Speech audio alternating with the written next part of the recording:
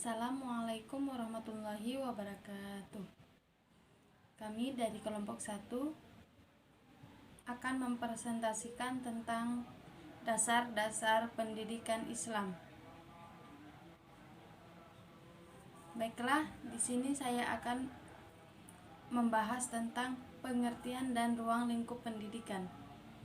Menurut istilah, pendidikan berasal dari kata didik yang diawali dengan pe dan diakhiri dengan kan, dan mengandung arti perbuatan, cara, dan sebagainya. Pendidikan berasal dari bahasa Yunani, yaitu pedagogi, yang berarti bimbingan yang diberikan kepada anak. Secara istilah, kemudian ia diterjemahkan ke dalam bahasa Inggris, education, yang berarti pengembangan atau bimbingan. Dalam Islam, ada 3 istilah yang dipakai untuk pendidikan, yaitu at-tarbiyah, at-ta'lim, at-ta'dil, at-ta'dib. Dalam kamus bahasa Arab, kata at-tarbiyah berasal dari 3 kata, yaitu raba yaribu, yang artinya bertambah, tumbuh. Kemudian rabia yarba, yang artinya menjadi besar. Serta yang terakhir raba yarubu, yang berarti memperbaiki atau menguasai urusan, menuntun, menjaga, dan memelihara. Menurut Habib Toha dan Abdul Muti mengatakan bahwa pendidikan agama Islam merupakan usaha dasar untuk menyiapkan peserta didik dalam meyakini, memahami, menghayati, dan mengamalkan nilai-nilai agama Islam melalui kegiatan bimbingan dan pengajaran atau lain sebagainya.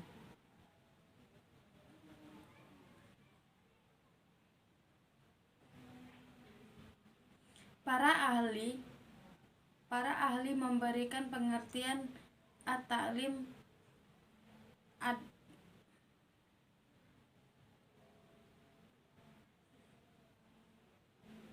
di antaranya, menurut Abdul Fattah Jalal, mendefinisikan at-ta'lim sebagai proses pemberian pengetahuan, pemahaman, pengertian, tanggung jawab, dan penamaan amanah, sehingga penyucian atau pembersihan manusia dari segala kotoran dan menjadikan diri manusia berada dalam kondisi yang memungkinkan untuk menerima al-hikmah serta mempelajari apa yang bermanfaat baginya dan yang tidak diketahuinya.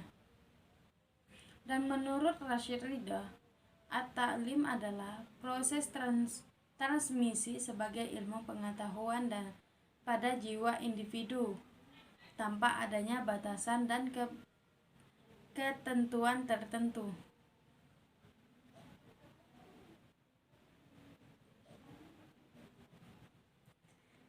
Dan menurut Said Muhammad Naqid Al-Attas mendefinisikan tentang at-ta'lim, yaitu disinonimkan dengan pengajaran tanpa adanya pengenalan serta mendasar.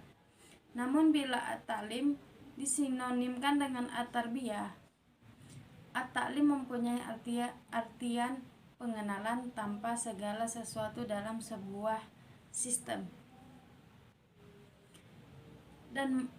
Dan menurut Muhammad Atiyah Al-Abrasi, pengertian at-ta'lim berbeda dengan pendapat di atas. Beliau mengatakan bahwa at-ta'lim lebih khusus dibandingkan dengan at-tarbiyah, karena at-ta'lim hanya merupakan upaya menyiapkan individu dengan mengacu pada aspek-aspek tertentu saja. Sedangkan at-tarbiyah mengacu keseluruhan aspek-aspek pendidikan. Mustafa Al-Maraghi membagi kegiatan at-tarbiyah dengan dua macam. Pertama, tarbiyah al-qalbiyat, yaitu penciptaan, pembinaan, dan pengembangan jasmani peserta didik agar dapat dijadikan sebagai sarana bagi pengembangan jiwanya. Yang kedua, tarbiyat diniyat tahzibiyat, yaitu pembinaan jiwa manusia dan kesempurnaannya melalui petunjuk wahyu ilahi. Berdasarkan pembagian ini, maka ruang lingkup al-tarbiyah mencakup berbagai kebutuhan manusia, baik kebutuhan dunia maupun kebutuhan akhirat, serta kebutuhan terhadap kelestarian diri sendiri, sesamanya, alam, lingkungan, dan relasinya dengan Allah Subhanahu wa Ta'ala.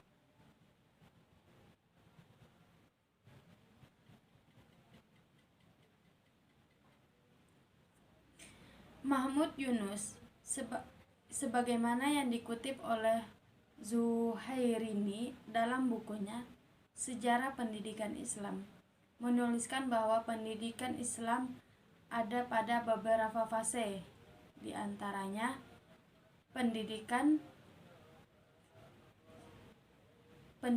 keagamaan, yaitu hendaklah membaca dengan nama Allah semata-mata, dengan dipersekutukan dengan nama berhala, karena Tuhan itu maha besar dan maha pemurah. Sebab itu hendaklah dienyahkan berhala itu sejauh-jauhnya. Yang kedua, pendidikan akaliyah dan ilmiah, yaitu mempelajari kajian manusia dari segumpal darah dan kajian alam semesta. Yang keempat, pendidikan akhlak dan budi pekerti. Nabi Muhammad SAW mengajar sahabatnya agar berakhlak baik sesuai dengan ajaran tauhid. Yang keempat, pendidikan jasmani atau kesehatan, yaitu mementingkan kebersihan pakaian, badan, tempat kedamaian, dan tempat kediaman.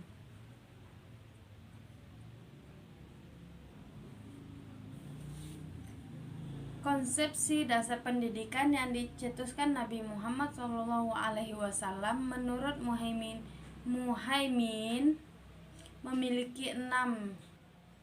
memiliki enam corak, yaitu 1.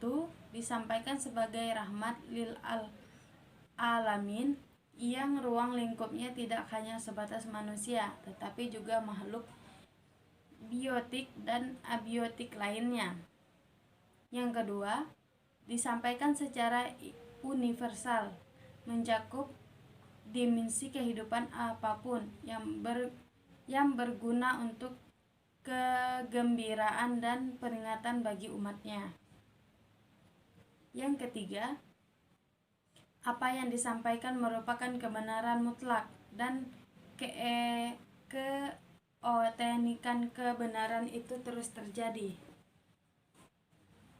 Yang keempat, kehadiran Nabi sebagai evaluator yang mampu mengawasi dan terus bertanggung jawab atas aktivitas pendidikan. Yang kelima, perilaku Nabi sebagai uswatun hasanah, yaitu sebuah figur yang meneladani semua tindakan-tindakannya karena perilakunya terkontrol oleh Allah sehingga hampir tidak pernah melakukan kesalahan. Dan yang terakhir, masalah teknis praktis dalam melaksanakan pendidikan Islam diserahkan sepenuhnya pada umatnya. Mungkin cukup sekian yang dapat saya sampaikan. Summa salam. Assalamualaikum warahmatullahi wabarakatuh.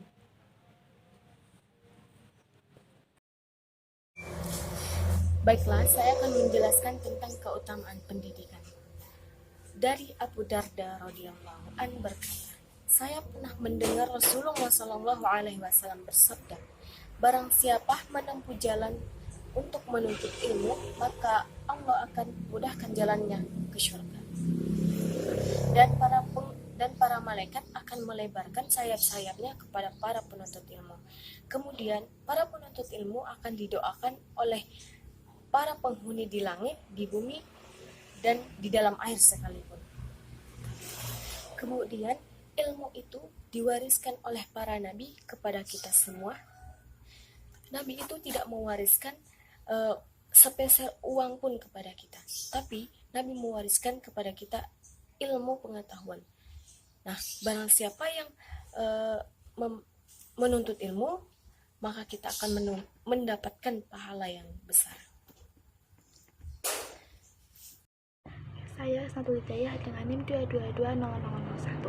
Di sini saya akan melanjutkan materi yang ketiga, yaitu kewajiban menyelenggarakan pendidikan. Dalam Al-Quran berkali-kali menjelaskan tentang pentingnya pengetahuan. Tanpa pengetahuan, kehidupan manusia akan sengsara. Bahkan dalam Al-Quran memberikan kedudukan tertinggi pada orang-orang yang memiliki pengetahuan atau orang-orang yang berilmu. Itu dalam Quran surat Al-Mujadilah ayat 11, yang artinya Allah akan meninggikan orang-orang yang beriman di antara kamu dan orang-orang yang diberi ilmu dengan beberapa derajat. Dalam sebuah sabda Nabi SAW menjelaskan, bersumber dari Anas bin Malik radhiyallahu an, Nabi SAW bersabda, menuntut ilmu adalah kewajiban setiap muslim. Hadis riwayat Ibnu Majah. Hadis tersebut menunjukkan bahwa Islam mewajibkan pemeluknya untuk menuntut pengetahuan, yaitu kewajiban untuk memperoleh pengetahuan. Dengan pendengaran, penglihatan, dan hati manusia dapat memahami pengetahuan yang disampaikan kepadanya. Bahkan manusia dapat menaklukkan seluruh makhluk dengan kehendak dan kekuasaannya. Kemudian, pengetahuan yang dicari oleh manusia itu sebaiknya adalah pengetahuan yang umum dan pengetahuan agama, karena keduanya sangat penting bagi kelangsungan hidup di dunia maupun di akhirat. Sebagai halnya, Islam mengajarkan keseimbangan hidup antara dunia dan akhirat. Nah, pengetahuan tersebut dapat diperoleh melalui pendidikan. Oleh karena itu, ada korelasi antara Islam dan pendidikan. Berdasarkan konsep dasar operasional dan praktik penyelenggaraannya, pendidikan Islam mengandung 3 pengertian. Yang pertama, pendidikan Islam adalah pendidikan menurut Islam atau pendidikan Islami, yaitu pendidikan yang dipahami dan dikembangkan dari ajaran dan nilai-nilai yang terkandung dalam Al-Quran dan hadis. Yang kedua, pendidikan Islam adalah mendidikan agama Islam atau ajaran dan nilai-nilai agama Islam agar menjadi pandangan hidup dan sikap hidup seseorang. Yang ketiga, pendidikan Islam adalah proses dan praktik penyelenggaraan pendidikan yang berlangsung dan berkembang dalam realitas sejarah umat Islam.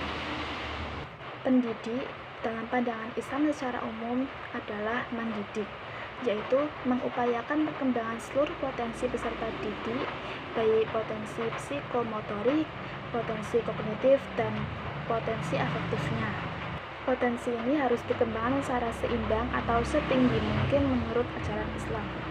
Para ahli pendidikan Islam sepakat bahwa maksud dari pendidikan dan pengajaran bukanlah memenuhi otak peserta didik dengan segala ilmu yang belum mereka ketahui, tetapi maksudnya adalah mendidik akhlak dan jiwa mereka, menanamkan rasa fadilah atau keutamaan, membiasakan mereka dengan kesopanan yang tinggi, mempersiapkan mereka untuk suatu kehidupan yang suci, seluruhnya ikhlas dan jujur. Maka tujuan pendidikan Islam adalah mendidik budi pekerti dan pendidikan jiwa. Assalamualaikum warahmatullahi wabarakatuh. Saya akan melanjutkan pemaparan materi dari Mbak Isnatul Hidayah, yaitu sumber dan dasar pendidikan Islam. Pendidikan Islam bersumber pada 6 hal. Yang pertama yaitu Al-Quran, As-Sunnah, kata-kata sahabat atau madhab sahabat, kemaslahatan umat atau al-mursalah, tradisi atau kebiasaan masyarakat atau urf, dan ijtihad yaitu hasil para ahli Islam. Keenam sumber tersebut disusun dan digunakan secara hierarki, artinya rujukan pendidikan Islam berurutan diawali dari sumber urutan yakni Al-Quran dan dilanjutkan hingga sumber-sumber yang lain dengan tidak menyalahi atau bertentangan dengan sumber utama. Sedangkan dasar dari pendidikan Islam yaitu adalah tauhid. Struktur ajaran Islam. Struktur ajaran Islam adalah tauhid, merupakan ajaran yang sangat fundamental dan mendasari segala aspek kehidupan penganutnya, tak terkecuali aspek pendidikan. Melalui dasar ini dapat dirumuskan hal-hal sebagai berikut. Yang pertama yaitu kesatuan kehidupan. Bagi manusia, ini berarti bahwa kehidupan duniawi menyatu dengan kehidupan ukhrawi. Sukses atau kegagalan ukhrawi ditentukan di duniawinya. Yang kedua yaitu kesatuan ilmu. Tidak ada pemisah antara ilmu-ilmu agama dengan ilmu-ilmu umum, karena umumnya bersumber dari satu sumber yaitu Allah Subhanahu wa taala. Yang ketiga yaitu kesatuan iman dan rasio. Karena masing-masing dibutuhkan dan mempunyai wilayah sendiri, maka haruslah saling melengkapi. Yang keempat yaitu persatuan agama. Agama yang dibawa oleh para nabi, semuanya bersumber dari Allah Subhanahu wa taala. Prinsip-prinsip pokoknya menyangkut akidah, dan akidah tetaplah sama dari zaman dahulu sampai zaman sekarang. Kelima yaitu kesatuan kepribadian manusia. Mereka semua diciptakan dari tanah dan roh ilahi. Dan keenam, kesatuan individu dan masyarakat, masing-masing harus saling menunjang. Sekian yang dapat saya sampaikan. Apabila banyak kesalahan, mohon maaf. Wabillahi taufiq wal hidayah. Wassalamualaikum warahmatullahi wabarakatuh.